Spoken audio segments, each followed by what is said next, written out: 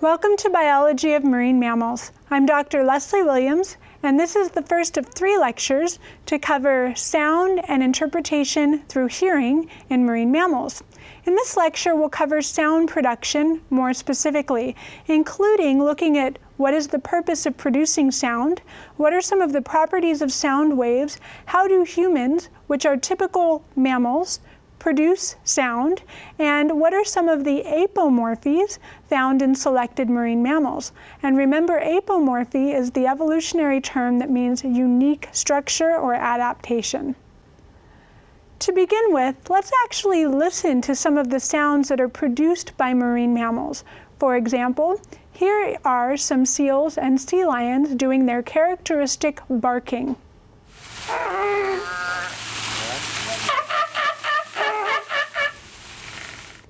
Here is a humpback whale doing its characteristic intricate song.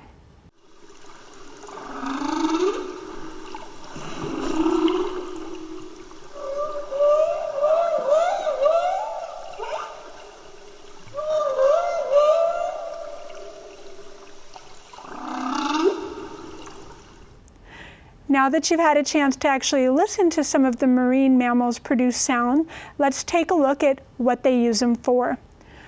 Sound is probably used predominantly in the same way humans use it, for communication.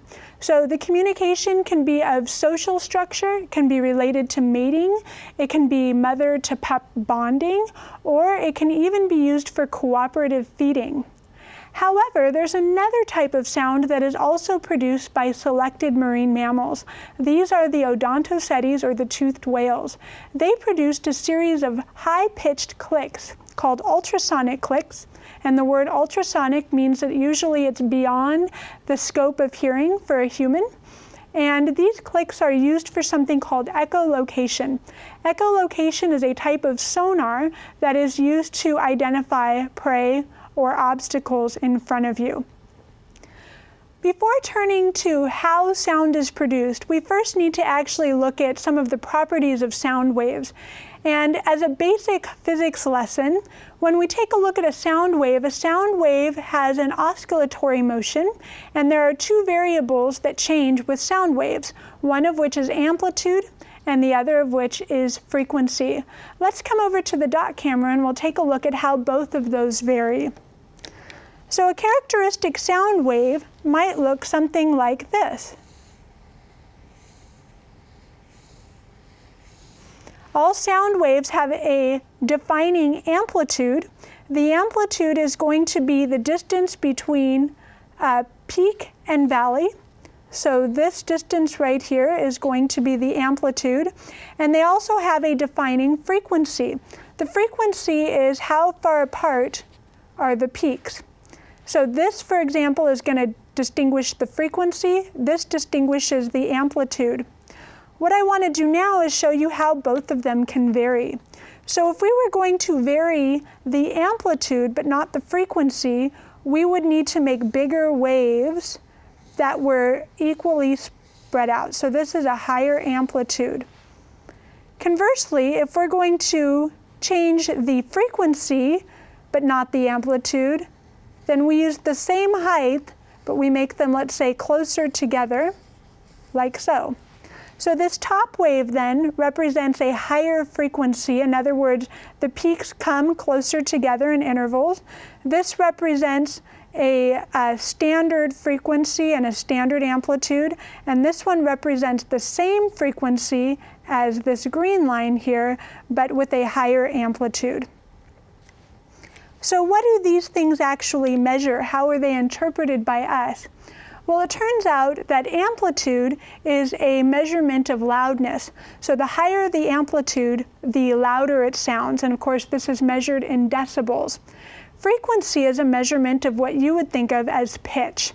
So something that has a very low frequency sounds like this, and something that has a very high frequency sounds like this. In other words, it's how close together those peaks are, and that is measured in hertz. Now, when we propagate some type of sound, We are used to sound traveling about 1 mile in air in about 5 seconds. So it takes about 5 seconds for a sound wave to move through 1 mile in air. But it turns out that it's much closer to 1 mile per 1 second in water. In other words, sound travels a lot faster in water, about 4.5 times as fast. Also, sound waves travel much farther in water before dissipating. So this is really an interesting feature. If we were to be in California and there were to be a very big bomb that went off somewhere across the other side of the United States, there's no way we would hear that. In other words, the sound waves, however loud they were at the source, would dissipate out over the air. That's not true in water. And in fact, Navy technology and submarines have used this fact to be able to communicate across the ocean. There is something called a SOFAR channel. This is a depth or a column of water that usually ranges about 600 to 800 meters down, where sound travels exceptionally far before dissipating.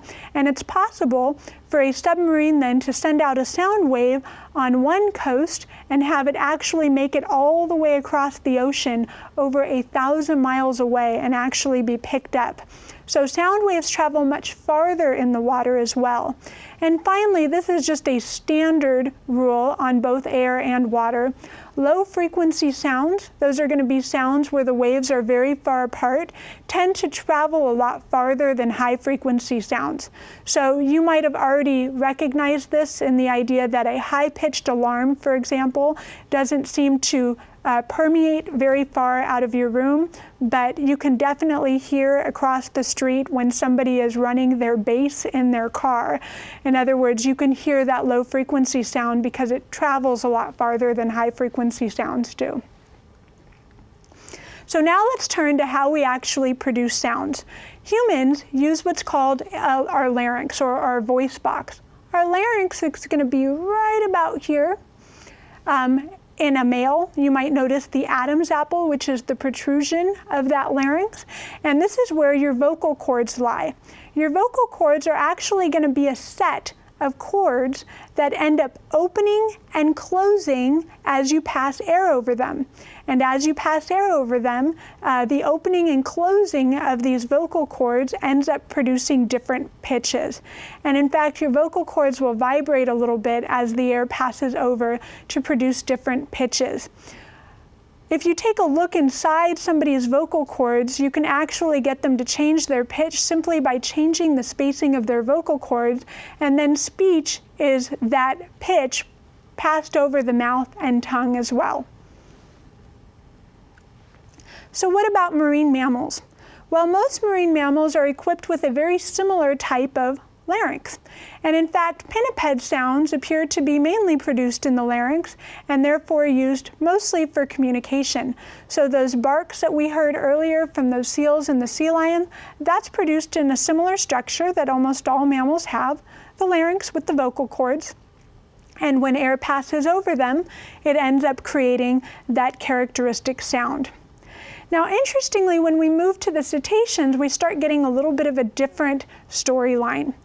Mysticetes, which include our baleen whales and some of the most prolific singers, like the humpback whale has a very beautiful and intricate song, also appear to use a larynx with actually a single vocal fold to produce sound. Though interestingly enough, it doesn't actually require exhalation, which is why you don't see air bubbles come out while they're singing these songs, instead suggesting that the air actually moves up and down over the larynx. So if this is my larynx and I was a whale, I would actually move the air up and down this way while passing it through my vocal cord to produce that very intricate song. And even more interesting is when we get to the Odontocetes. Now, the Odontocetes actually produce several different types of vocalizations. This includes something called whistles and pulse sounds, and these are used in communication, and then a series of clicks, many of which, as described earlier, are considered to be ultrasonic. In other words, they have such a high frequency that they're beyond our range of hearing. And they have differences as well in terms of purpose.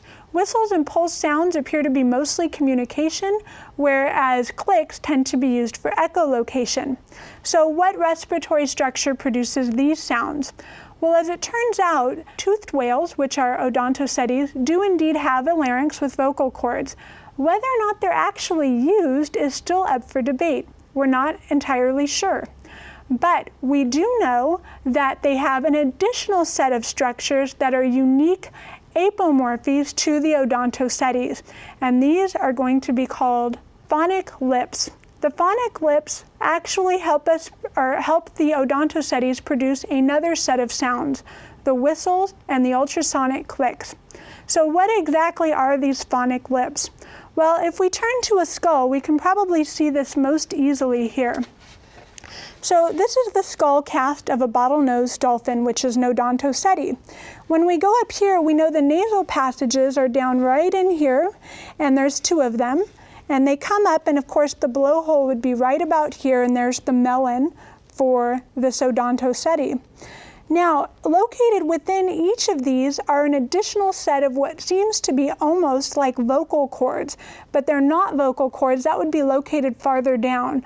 These are actually going to be phonic lips, but they have the same vibrational patterns. They vibrate very, very quickly as air passes over them, and it creates a series of clicks.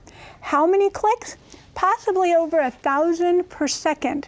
So that's a huge number of clicks that they can emit, which of course contributes to their very high frequency of clicks emitted by these odontocetes. Now, interestingly enough, these phonic lips are underneath the nasal plugs that are closed when they're diving. So that means that they're probably not releasing air, also suggesting that they pass the air over the structure to produce the clicks. Where does that sound go that they actually produce? Well, most likely it gets funneled ahead into their melon as part of the echolocation. So we'll return to this in more detail when we actually do the echolocation lecture. We'll look at how these phonic lips produce sound, how that sound is funneled, and then what that sound is actually used for and how it's interpreted in echolocation. And with that, I'll see you next time.